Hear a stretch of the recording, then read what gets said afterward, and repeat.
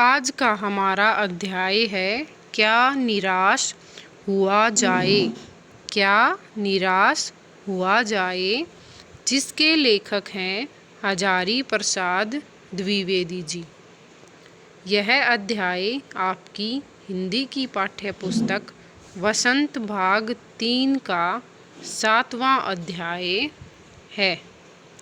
इस पाठ के द्वारा लेखक ने बताया है कि आज के समाज में धोखाधड़ी, चोरी, तस्करी तथा दूसरी अनेक बुराइयां बढ़ रही हैं। ठीक है, समाचार पत्रों में भी ऐसी खबरें अक्सर आती रहती हैं, तो उनको पढ़कर और देखकर ऐसा लगता है कि देश के सभी लोग इन बुराइयों के शिकार हो गए हैं। इस पाठ में लेखक ने यह भी स्पष्ट किया है कि देश के वर्तमान वातावरण में ईमानदार और मेहनती लोग कष्ट उठा रहे हैं और बेईमान लोग उन्नति करते जा रहे हैं। इस पाठ में लेखक ने समाज के वर्तमान स्वरूप का वर्णन किया है। लेखक ने इस पाठ में जो लोग जीवन में निराश हो गए थे, उन लोगों को भी हौसला देने की कोशिश की है। उनको भी धैर्य से काम लेने की प्रेरणा दी है। और इस निबंध के द्वारा लेखक ने समाज और भारतवर्ष के प्रति आशावादी विचार प्रकट किए हैं। ठीक है, इस पाठ के द्वारा लेखक ने गलत नीतियों के स्थान पर सही नीतियों को अपनाने का भी संदेश दिया है। आगे अब हम पाठ पढ़ेंगे। क्या निराश हुआ जाए। ठीक है, इस पाठ में लेखक ने यह भी सिद्ध करने का प्रयास किया है कि सच्चाई एवं ईमानदारी जैसे अच्छे गुण समाज में अभी पूरी तरह से नष्ट नहीं हुए हैं, इसलिए हमें निराश होने की ज़रूरत नहीं है। आगे देखते हैं। मेरा मन कभी कभी बैठ जाता है। समाचार पत्रों में ठगी, डकैती, चोरी, तस्करी और भ्रष्टाचार के समाचार भरे रहते हैं। आरोप प्रत्यारोप का कुछ ऐसा वातावरण बन गया है कि लगता है देश में कोई ईमानदार आदमी ही नहीं रह गया है। हर व्यक्ति संदेह की दृष्टि से देखा जा रहा है। जो जितने ही ऊंचे पद पर है, उनमें उतने ही अधिक दोष दिखाए जाते हैं। तो इसमें लेखक क्या बता रहा है?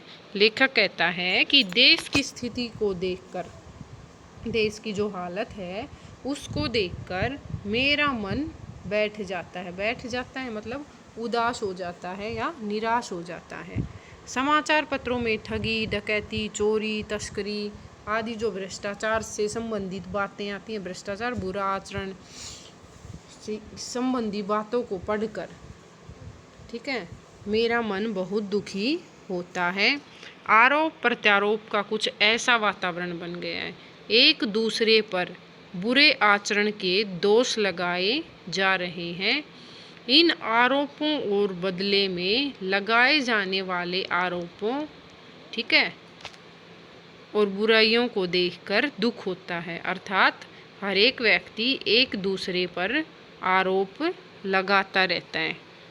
ठीक है, साथ ही मन में एक प्रश्न भी यह उठता है कि देश में कोई भी व्यक्ति ईमानदारी का व्यवहार या अपनी ईमानदारी दिखाने वाला रह भी गया है या नहीं है। देश का वातावरण बुराइयों से इतना भर गया है कि किसी भी व्यक्ति पर भरोसा नहीं किया जा सकता। ऐसे वातावरण में प्रत्येक व्यक्ति के बुरा होने की शंका या संदेह हो जाना स्वाभाविक है। ठीक है, ऐसे वातावरण को देखकर हर व्यक्ति पर संदेह अपने आप हो जाता है। यहाँ तक कि ऊंचे पदों पर बैठे लोगों पर भी बड़े बड़े दोष लग रहे हैं। वे ऊंचे पदों का लाभ उठाकर जनता की भलाई की उपेक्षा कर रहे हैं। ठीक है, जनता के हित को अनदेखा कर रहे हैं। उनके दोषों को समाचार पत्रों में प्रकाशित किया जा रहा है। सामान्य व्यक्ति से लेकर उच्च अधिकारी तक सभी लोगों को संदेह के घेरे में देखा जाता है या संदेह की नज़र से देखा जाता है। ठीक है, संदेह क्या होता है? शक। ठीक है, और दृष्टि नज़र। ठीक है, और पद क्या होता है? ओहदा। ठीक है, ओ है और दा। ठीक है, आगे हम देखते हैं। एक बहुत बड़े आदमी ने मुझसे एक बार कहा था कि इस समय सुखी वही है जो कुछ नहीं करता। जो कुछ भी करेगा उसमें लोग दोष खोजने लगेंगे, उसके सारे गुण भुला दिए जाएंगे और दोषों को बढ़ा चढ़ाकर दिखाया जाने लगेगा। दोष किस में नहीं होते। यही कारण है कि हर आदमी दोषी अधिक दिख रहा है, गुणी कम या बिल्कुल भी नहीं। स्थिति अगर ऐसी है तो निश्चय ही यह चिंता का विषय है। लेखक क्या कहता है कि एक बार किसी बड़े आदमी ने मुझसे कहा था कि जीवन में इस समय वही व्यक्ति सुखी है जो कोई काम नहीं करता है। ठीक है, अगर हम कोई भी कैसा भी काम करेंगे तो लोग उसमें कमियां निकाल देते हैं। ठीक है, तो इसलिए अगर हम काम ही नहीं करेंगे तो उसमें कोई कैसे कमियां निकालेगा। उसके सारे गुण भुला दिए जाते हैं और दोषों को बढ़ा चढ़ाकर दिखाया जाने लगेगा। एक व्यक्ति मान लो हमेशा अच्छे काम करता है, लेकिन एक बार अगर उससे मान लो गलती से या जानबूझकर कोई गलत काम कर दिया तो लोग उस गलत काम को और बढ़ा चढ़ाकर बताते हैं और उसके द्वारा किए गए जितने पीछे उसने अच्छे कार्य किए थे उन सबको वो भुला देते हैं और उसके दोषों को बढ़ा चढ़ाकर दिखाते हैं। दोष किस में नहीं होते। लेखक पूछता है कि दोष, बुरी आदतें किस व्यक्ति में नहीं होती। यही कारण है कि हर आदमी दोषी अधिक दिख रहा है और गुणी कम या बिल्कुल ही नहीं। कि हर व्यक्ति मतलब आपस में हर एक व्यक्ति के दोषों को ज़्यादा गिन रहा है। ठीक है, उसके गुणों को अनदेखा कर रहा है, अच्छे गुणों को, और बुरे गुणों को बढ़ा चढ़ा कर बता रहा है। इसलिए समाज में हर व्यक्ति आज के दिन अधिक दोषी दिखाई दे रहा है। ठीक है, क्योंकि उन दोषों के आगे उसके अच्छे गुणों को भुला दिया जा रहा है। ठीक है, स्थिति अगर ऐसी ही है तो निश्चय ही यह चिंता का विषय है कि आगे चलकर भी अगर यही हालत रही, यही स्थिति रही तो यह भारत देश के लिए निश्चय ही एक चिंता की बात है, चिंता का विषय है। ठीक है, इसलिए हमें लोगों के अच्छे गुणों को भी परखना चाहिए, सिर्फ उसके बुरे गुणों को बढ़ा चढ़ाकर ही नहीं देखना चाहिए। ठीक है, आगे हम देखते हैं। क्या यही भारतवर्ष है जिसका सपना तिलक और गांधी ने देखा था? रविंद्रनाथ ठाकुर और मदन मोहन मालवीय का महान संस्कृति सभ्य भारतवर्ष किस अतीत के गहर में डूब गया है? गहर क्या होता है? गहराई। अतीत की गहराई में डूब गया है। आर्य और द्रविड़, हिंदू और मुसलमान, यूरोपीय और भारतीय आदर्शों की मिलन भूमि मानव महासमुद्र क्या सूख ही गया है? मेरा मन कहता है ऐसा हो ही नहीं सकता। हमारे मनीषियों के सपनों का भारत है और हमेशा रहेगा। ठीक है, तो इसके द्वारा लेखक ने क्या बताया है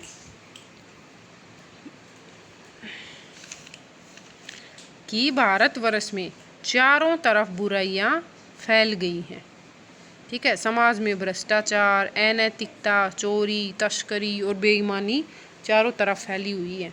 इस पर चिंता प्रकट करते हुए लेखक ये पूछता है कि क्या यह वही भारतवर्ष है जिसका सपना हमारे देश के महापुरुषों ने देखा था? ठीक है, जैसे कि लोकमान्य तिलक, महात्मा गांधी ने इन्होंने इसलिए देश की स्वतंत्रता के लिए कष्ट उठाए थे। ठीक है, इन्होंने जो स्वतंत्रता प्राप्ति के लिए कष्ट उठाए थे वो क्या यही ऐसा भारतवर्ष बनाने के लिए उठाए थे। क्या यह वही भारतवर्ष है जिसकी संस्कृति सभ्यता को रविंद्रनाथ टैगोर और मदन मोहन मालवीय ने सम्मान दिया था। भारतवर्ष की संस्कृति प्राचीन है, प्राचीन मतलब पुरानी है, और यह आध्यात्मिक ज्ञान के क्षेत्र में बहुत आगे था। इस सभ्य और सुसंस्कृत भारतवर्ष को पता नहीं क्या हो गया है। ठीक है, ऐसा लगता है जैसे यह किसी अतीत की गहराई या गुफा में डूब गया है। कहने का मतलब क्या है कि आज भारतवर्ष का सभ्य और सुसंस्कृत रूप कहीं दिखाई नहीं देता है। रविंद्रनाथ ठाकुर ने इस भारतवर्ष को मानव महासमुद्र के नाम से पुकारा था। इस देश में आर्य और द्रविड़ संस्कृति, हिंदू मुसलमान संस्कृति, यूरोपीय और भारतीय संस्कृतियों के आदर्शों का संगम यानी मिलन हुआ करता था। क्या वह महासमुद्र अभी सूख रहा है? क्या मतलब जो ये सारी इसकी विशेषताएं थी भारतवर्ष की वो सारी खोती जा रही हैं। लेखक विश्वास करता है कि विचारकों ऋषि मुनियों के सपनों का भारतवर्ष भविष्य में भी बना रहेगा। ठीक है, लेखक का मन यह मानने को तैयार नहीं है कि भारतवर्ष की सभ्यता और संस्कृति खोती जा रही है। लेखक को विश्वास है कि हमारे जो महान मनीषियों के सपनों का भारत जैसा उन्होंने सोचा था भारतवर्ष वैसा ही रहेगा। यह सही है कि इन दिनों कुछ ऐसा माहौल बना है कि ईमानदारी से मेहनत करके जीविका चलाने वाले निरीह मतलब बेसहारा या बेचारे। ठीक है, निरीह का मतलब क्या होता है? बेसहारा या बेचारे। और भोले भाले श्रमजीवी पिस रहे हैं और झूठ तथा फरेब का रोजगार करने वाले, फरेब मतलब धोखाधड़ी और झूठ बोलने वाले, ठीक है, फल फूल रहे हैं। ईमानदारी को मूर्खता का पर्याय समझा जाने लगा है। सच्चाई केवल भीरू और बेबस लोगों के हिस्से पड़ी है। ऐसी स्थिति में जीवन के महान मूल्यों के बारे में लोगों की आस्था ही हिलने लगी है। ठीक है, आस्था क्या होता है? विश्वास रखना, ठीक है, भरोसा करना। और बेबस मजदूर। भीरू क्या होता है? डरपोक। और पर्याय होता है समानार्थी शब्द, ठीक है, पर्याय समानार्थी। रोजगार आजीविका, ठीक है, आजीविका। और फरेब धोखा। और श्रमजीवी क्या होते हैं? मेहनत करने वाले। श्रमजीवी मेहनत करने वाले, मेहनत कश लोग, ठीक है, मेहनत करने वाले। और जीविका होता है गुजारा करने के लिए जो भी काम करते हैं हम, ठीक है, जीवन का निर्वाह करने के लिए जो भी काम किया जाता है उसको क्या बोलते हैं? जीविका। आगे क्या बताता है लेखक ने कि चारों ओर के वातावरण पर इसका कुप्रभाव पड़ा है। मतलब इन दिनों ऐसा वातावरण माहौल बना हुआ है कि ईमानदारी और मेहनत परिश्रम से, ठीक है, ईमानदारी से और मेहनत करके जो परिश्रम करते हैं और ऐसे लोग, गुजारा करने वाले लोग लाचार हो गए हैं।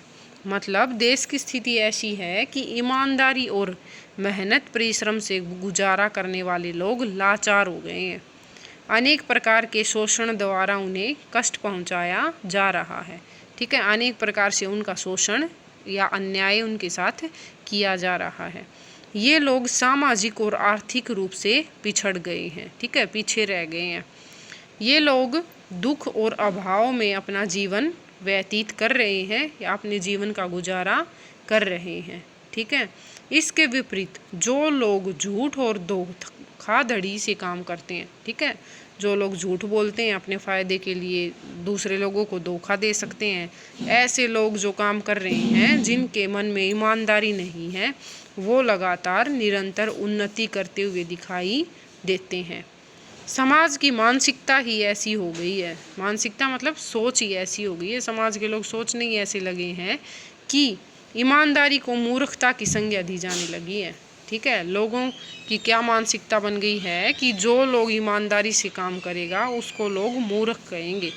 ठीक है, सच्चाई के मार्ग पर केवल वही लोग चलते दिखाई दे रहे हैं जो धर्म के विरुद्ध काम करने से डरते हैं। ठीक है, सच्चाई का रास्ता किसने अपना रखा है? सिर्फ उन लोगों ने अपना रखा है जो धर्म के विपरीत काम करने से डरते हैं, अथवा जो लोग विवश और लाचार हैं। सच्चाई के मार्ग पर जाने के अतिरिक्त कोई दूसरा मार्ग अपनाने में वो असमर्थ हैं, अयोग्य हैं। ठीक है, जो बुरे कामों को नहीं अपना सकते। इसलिए चारों ओर का वातावरण ऐसा हो गया है, तो प्राचीन और महान जो जीवन मूल्य थे उनसे भी लोगों का विश्वास डगमगाने लगा है। ठीक है, प्राचीन जीवन आदर्शों के प्रति लोगों में जागरूकता घटती जा रही है, परंतु अब भी लेखक का विश्वास है कि सभी लोग आदर्शों का त्याग कर देंगे। ऐसा नहीं है कि लेखक का क्या विश्वास है अभी कि पूरी तरह समाज ईमानदारी सच्चाई से रहित नहीं हो सकता। ठीक है, इसलिए हमें निराश होने की आवश्यकता नहीं है। अर्थात समाज में आज भी ऐसे लोग हैं जो धार्मिक नियमों का पालन करते हुए अपने जीवन का गुजारा करते हैं, ईमानदारी और सच्चाई के बल पर अपने जीवन का गुजारा करते हैं, अपनी जीविका चलाते हैं। इसलिए हमें निराश होने की आवश्यकता नहीं है। हमारे महान विद्वानों ने एक ऐसे भारत के सपने देखे थे जिसमें सबको जीवन में विकास करने के समान अधिकार प्राप्त हों। ठीक है, देश में सब मिलजुल कर रहें, किसी प्रकार का कोई भेदभाव न हो। ऐसे सपने हमारे महान विद्वानों ने भारतवर्ष के लिए देखे थे, जिसमें सभी लोग आत्मनिर्भर हो। ठीक है, देश के लोगों को उचित रोजगार मिल सके, सभी की मूलभूत आवश्यकताएं पूरी हो सकें। ठीक है, आगे क्या है, भारतवर्ष ने कभी भी भौतिक वस्तुओं के संग्रह को बहुत अधिक महत्व नहीं दिया। ठीक है, भौतिक वस्तुएं जो मतलब ऐश्वर्य वैभव वाली चीज़ें होती हैं, भौतिक वस्तुएं। संग्रह क्या होता है? इकट्ठा करना। ठीक है, तो मतलब भारतवर्ष के लोगों ने कभी भी भौतिक वस्तुओं के संग्रह पर जोर नहीं दिया, उनको इतना महत्व नहीं दिया। उनके संग्रह की बजाय भारतवर्ष के लोगों ने आत्मिक विचारों को महत्व दिया, सत्य का मार्ग अपनाकर जीवन व्यतीत करने पर महत्व दिया, नैतिक मूल्य अपनाने पर महत्व दिया। ठीक है, हमारे महान विद्वान भी लोगों में सदा ही सादगी और सरलता के भावों को देखना चाहते थे। इसीलिए भारतवर्ष के लोगों ने कभी भी भौतिक वस्तुओं अर्थात दिखावे की वस्तुएं, वैभव, धन, संपत्ति, इनका संग्रह करने में कभी जोर नहीं दिया। ठीक है, उसकी दृष्टि से मनुष्य के भीतर जो महान आंतरिक गुण स्थिर भाव से बैठा हुआ है वही चरम और परम है।